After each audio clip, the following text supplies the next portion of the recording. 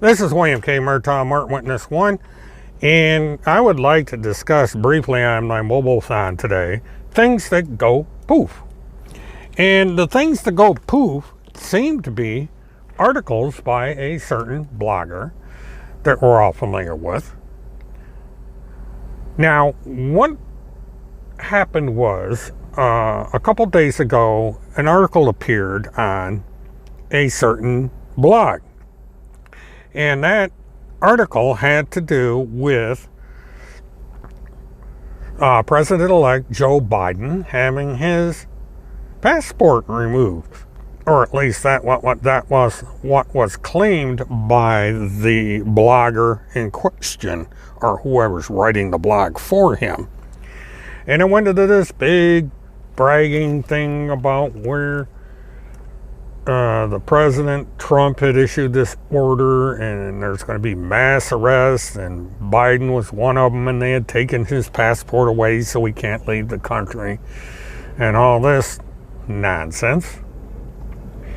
And when I was editing my video, I was going back and forth between the article and what I was putting on my presentation that I made yesterday, and lo and behold, right in the middle of the process of making the video, the article vanished. The blogger had taken it down. If you had looked on his blog at around 4 o'clock that afternoon, you would have noticed that the article was not there, that anything after December 15th was gone. And I made mention of it when I did the final video. Well, lo and behold, the article's back, but it's got a little disclaimer.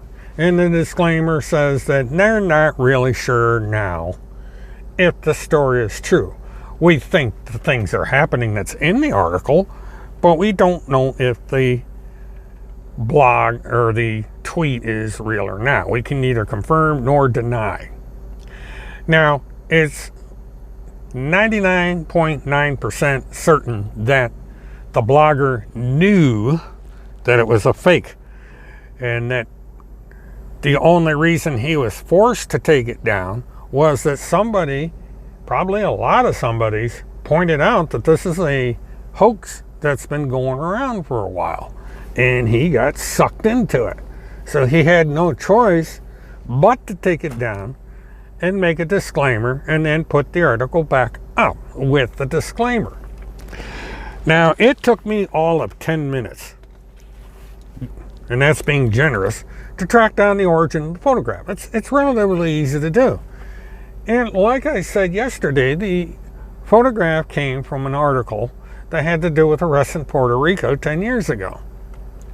And the picture has been used all over the internet.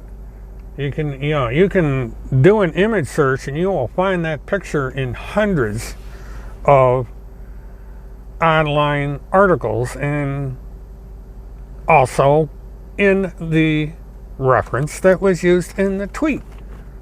Now, the tweet is an obvious fake. It's a poorly made fake, and it's easy to spot.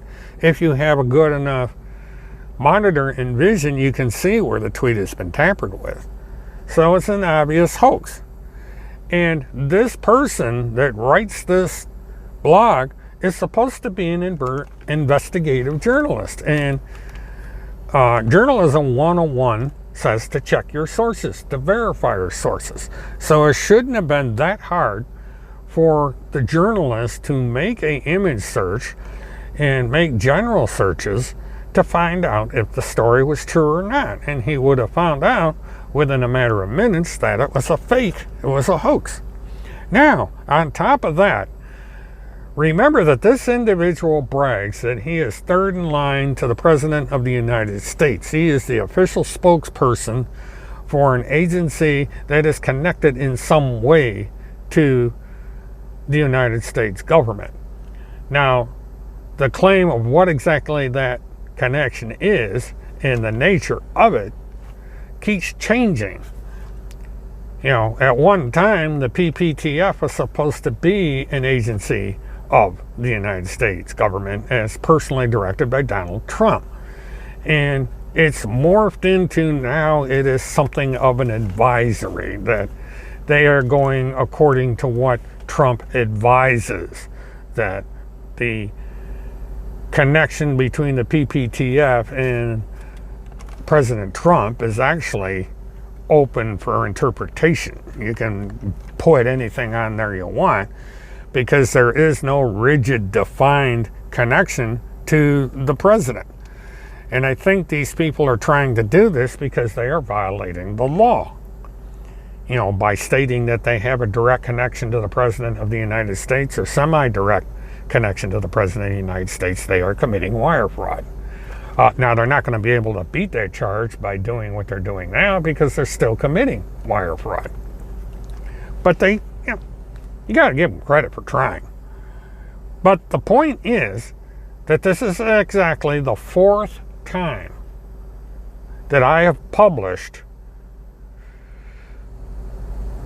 articles debunking what shows up in this blog. I did it with the baby on the food. I did it with the panda eyes. I did it with the George Floyd connection to a TV station. And now I'm doing it with this blog and President-elect Biden. This guy makes obvious mistakes. Either that or he's so sloppy when he makes up his hoaxes that he is just looking to get caught in his lies. And this is the point I keep trying to make to people out there, that this guy is a pathological liar. Nothing he publishes is true. It's all a hoax. It's all lies. He doesn't do any investigative reporting. All the stuff is swiped off of other databases. The narrative is changed. He takes criminal cases and morphs them into him being responsible for solving the crime or having an influence on the crime. He's doing it with the Epstein scandal. And he claims it right on there that he was somewhat responsible for bringing down Epstein. He had absolutely nothing to do with it. This was done by the state of New York.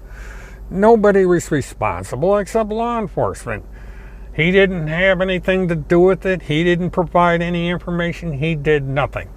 All he did was latch on to a national story so he can make himself look important. This is all he does. This is all those around him do. They just pretend. They make stuff up out of thin air. They accuse people of things that they did not say or do. He ruins people's lives, and they ruin people's lives with all these lies. And yet they persist, because there's people out there that are gullible and stupid enough to believe this guy. Now, I don't expect that my YouTube is going to convince anybody that's following him to leave him or following this group to leave. It's not in their nature. Number one, they don't want to admit they're wrong. And number two, they agree with what he says. They think this stuff is true. So this guy just comes along and reinforces their false beliefs. And you can't fight that sort of thing. It's a cult. Cults are hard to break. All you can do is point out what these people are doing wrong so others don't make the same mistake. And perhaps the law enforcement agencies out there will finally wake up and do something about these frauds. These people are raking in thousands upon thousands upon thousands of dollars on a daily basis on this nonsense. And this really needs to stop. People can't afford to waste their money on nonsense like this. There are people out there that sincerely believe in this.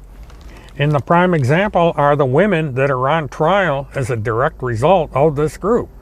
You have Cynthia Abzug on trial because she followed the advice of this group. Neely Blanchard is in trouble because she followed the advice of this group, found out that they weren't doing what they claimed to be doing, and allegedly murdered the mastermind of all this. There's a woman out in, I believe it's the state of Idaho, that's facing criminal charges for, following the advice of this group. There's another woman that was arrested recently for following the advice of this group. And there's actually another woman down in Arkansas that had her life ruined because she got involved with this group. And she led some of the efforts that have potential of putting her in jail. So everybody in one way, shape, or form has their life ruined because they got involved with this group. And it's going to continue if it's not stopped. So there you have it. This is why I came on today, is to go over this latest fraud out of this blog and show you how he covers his tracks when he gets caught. And one of these days, when I get time, I'm going to review all the frauds that this man made and show you how I was able to go back and find where the true sources of all this was, and to show how he creates these frauds. Because that's the one thing he's good at, is creating false narratives, false propaganda, and downright absolute lies. And he's a very destructive individual, and he needs to be brought legally to justice. That is, if he's still alive. Because he has been out of circulation since June 30th. Nobody has seen him. Nobody has talked to him. There is no proof of life. They refuse to come up with a proof of life because he most likely is no longer alive. But we'll see.